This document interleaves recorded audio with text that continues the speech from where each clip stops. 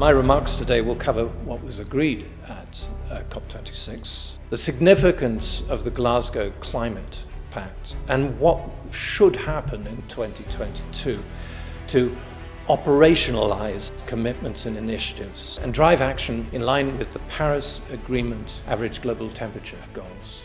Glasgow Climate Pact will have an important impact in terms of our actions towards slowing down global warming. How much of an impact it will have will really depend on what happens over the next few years. And it quickly became clear that international expectations on ambition and inclusivity would be massive.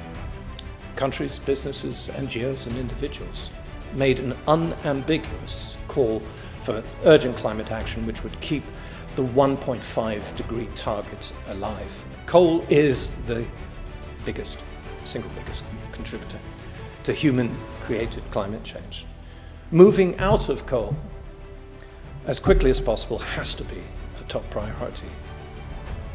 College of Europe in Natolin is a great place to discuss environmental issues, amongst other things, because it is a place where different opinions coming from different backgrounds can be expressed and different questions can be addressed communally. I was absolutely delighted to come here because of the reputation of the college, the international nature and the ability to reach wide range of nationalities through this dialogue.